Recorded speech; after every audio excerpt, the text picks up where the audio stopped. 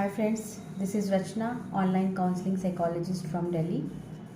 I expertise in relationship counseling alongside handling everyday stress and anxiety issues.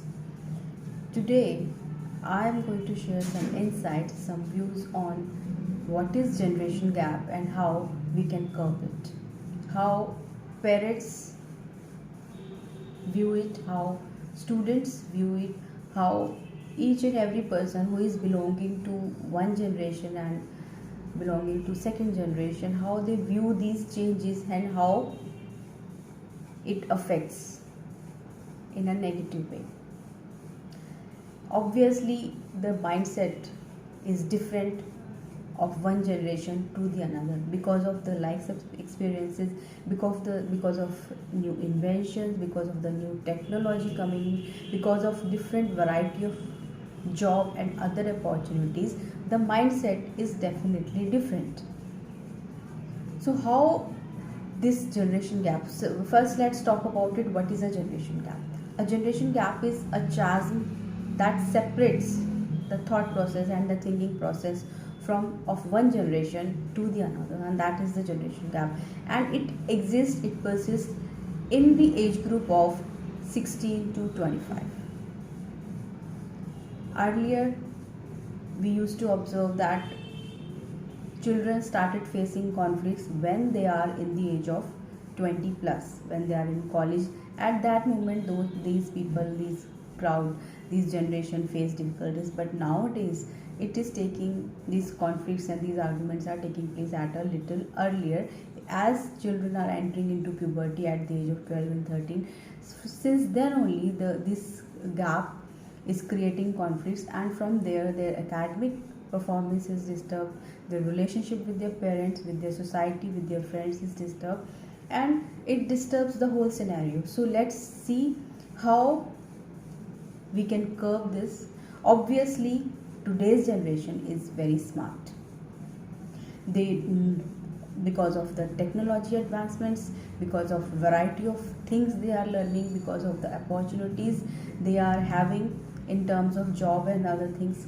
So definitely a social pattern has changed, society has changed, the mindset has changed.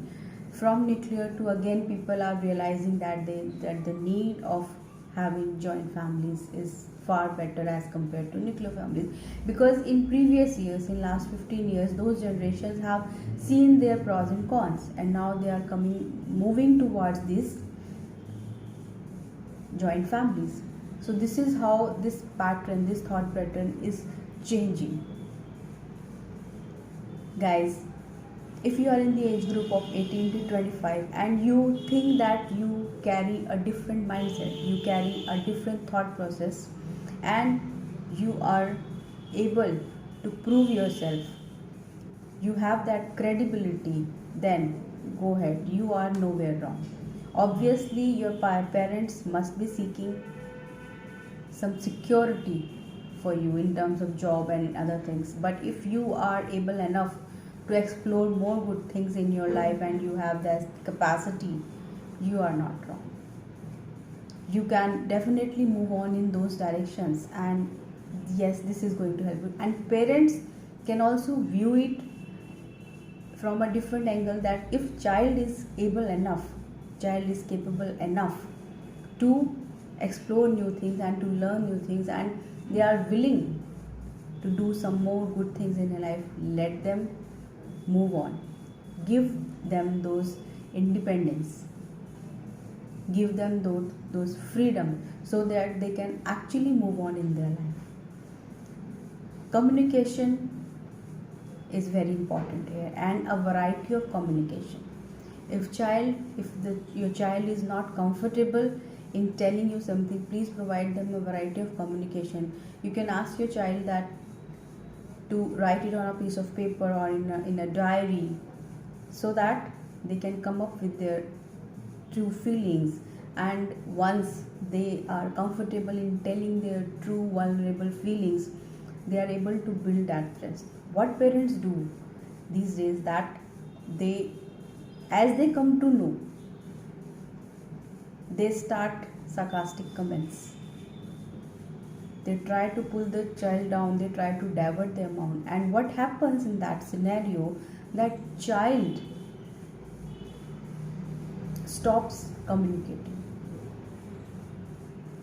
because when they are not comfortable in telling, and when they see that the parents reaction is not favorable, the parents reaction is not positive,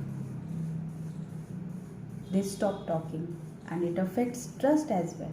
So if you are some parent who is watching this, or if you are a student who is watching this, please make a note of it, that please provide a comfortable platform to the child, and don't be judgmental when you are listening, and also do not give sarcastic comments later on.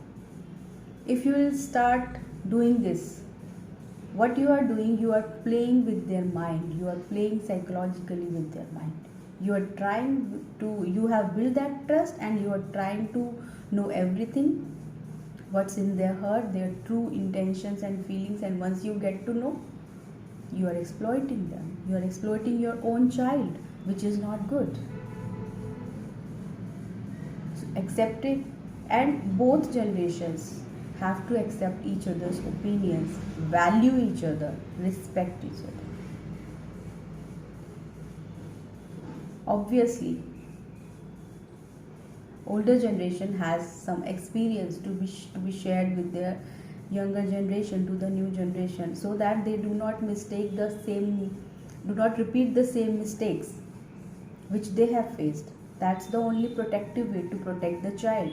But when child feels suffocated in that protection, let the child move on in their freedom.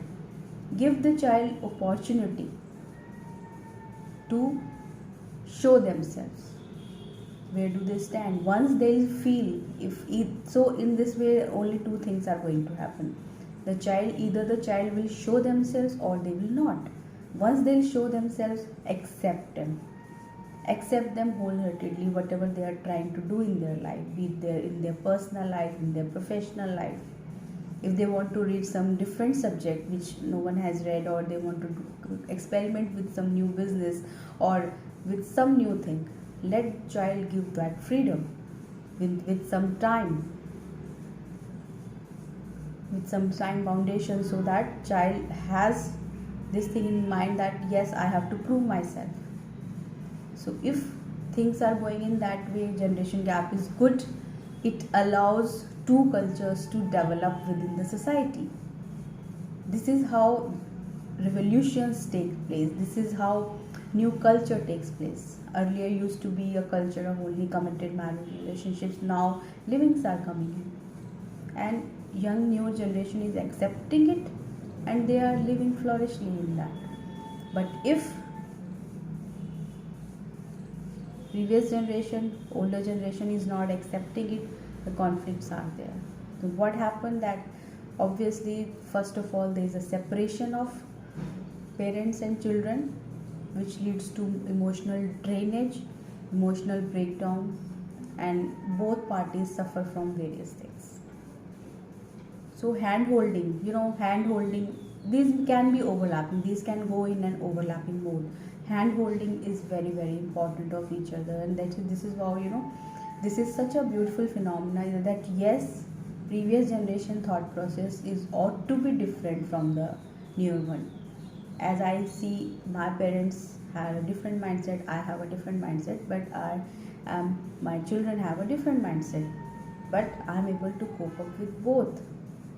So it's like we are holding future in one hand, and we are also holding past with another hand.